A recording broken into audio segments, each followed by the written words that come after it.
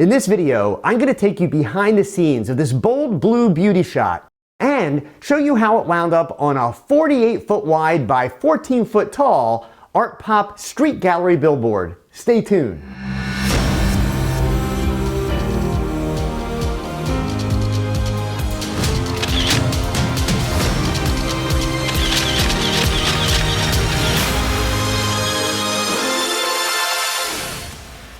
Hey gang, this is a fun shoot that I did about 6 months ago. Because of some recent exciting events, I wanted to share the story with you and of course take you behind the scenes of how I made the shot. So let's start with today and then work backwards. Today and for the next 12 months, this photo is residing on a billboard that is just off Route 309 in Allentown, Pennsylvania. Yeah, a micro 4/3 image, tack sharp, on a 48-foot wide by 14-foot tall billboard. Pretty cool, eh? How did this happen? I'm honored to have been selected as the People's Choice Award winner in the ArtPop Street Gallery 2019 Billboard Competition in my area. So what does that mean? Well, there is this awesome organization called ArtPop Street Gallery whose mission is to promote local artists' work and make art accessible to communities through available media space. ArtPop was founded by a woman named Wendy Hickey in Charlotte, North Carolina back in 2014. In the years since, she has grown the program to include competitions in 14 cities across the United States. Wendy partners with billboard advertising companies like Adams Outdoor, that is the advertising company who is hosting my billboard, and these companies graciously donate unsold advertising space to host the winning billboards, turning roads, highways, and thoroughfares into opportunities for artistic appreciation. Now, the winning artwork can be seen on billboards, buses, news racks, and at airports. ArtPop Street Gallery, which is a nonprofit organization, partners with local art organizations to organize and promote the annual contests. I've included a link in the description below so that you can learn more about ArtPop Street Gallery and maybe even have your artwork featured on a billboard. People very falsely assume that you need extremely large files and tons of megapixels to print a photo on a billboard. And they very falsely assume that once the photo is printed on the billboard, that it looks really blurry up close and then really sharp when you're 100 yards away. Both assumptions are very wrong.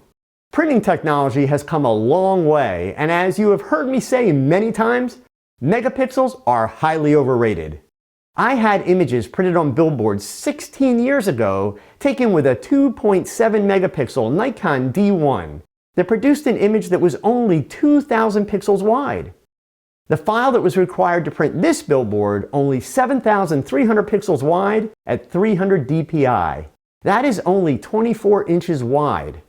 The color profile was also set to CMYK to facilitate the printing process that is used to print the images on vinyl.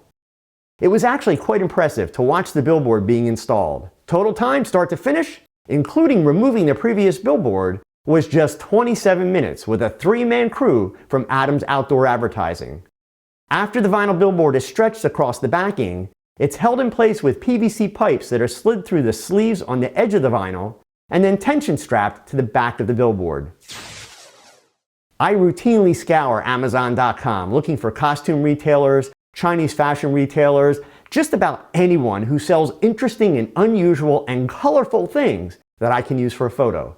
In this case, I found this bright blue set of cosplay wigs, and that is what I decided to build my shot idea around. The blue material draped around my model's shoulders is something that I already had in the studio and used in this photo, and the white sunglasses are left over from this set of images that I did just over a year ago. I always look for ways to reuse props, as long as it's not too obvious that they're showing up in several images. I knew from the beginning that I was going to do a composite background on this shot, and I was originally thinking along the lines of a Japanese anime type of feel. While I was in the studio, I remembered that I had these blue plastic balls and realized that I could use them to create another one of my calm in the middle of chaos type of shots. I wanted this to have a bright and commercial kind of vibe to it, so I went with a 28-inch beauty dish mounted directly in front of and above my subject. The white Walmart reflector just underneath and out of frame serves two purposes in this shot. It provides some fill from below to create the faux clamshell effect, and it is the reflection that you see in the bottom half of her glasses. The purple tint is from the sunglasses. That was not added in post, but I did add saturation to it in post. The real challenge was maintaining the symmetry in the glasses with the reflection of the beauty dish and foam core. It required very slow and deliberate communication with my model. It was important to keep her calm and focused and to remind her not to move. I told her that breathing was completely optional, just don't move. I did this shot in front of an ocean blue Savage seamless paper background and used 2 lights, one on either side to light the background evenly, and then another 2 lights, one on either side, aimed back at the model to create the rim highlights on her wig and shoulders.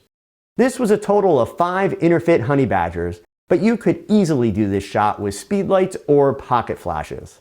When I was done photographing my model, I photographed the blue playground balls separately so that I had several variations to be able to composite in later. This shot was made with my Olympus EM1 Mark II and the M.Zuiko 45mm f1.2 Pro lens, which is a 90mm full-frame equivalent. The ISO was 200, which is the base ISO for the Mark II, and the shutter speed 1/250th of a second, and the aperture was set at f8. I was shooting tethered with the Tether Pro cables from Tether Tools and using Olympus Capture software to manage the camera and downloads. In camera, my images were saved to Delkin Devices V90 power cards. The final image of the model required very little post-production beyond the usual color, contrast, and sharpening, and of course, removing of blemishes. I say this just as a reminder of the importance of great hair and makeup. My next step was to remove her from the background in Photoshop and then extend the image sides to a 16:9 format. Then in Photoshop, I added the blue balls one at a time, added some motion blur, and then a radial blur to achieve the final result.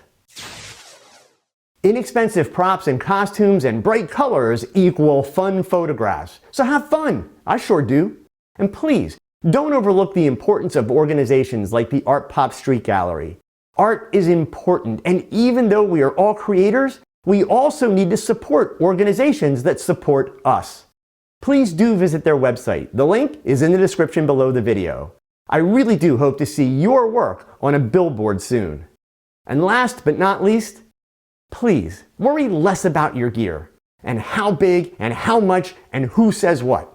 Instead, enjoy the art of creating with a camera.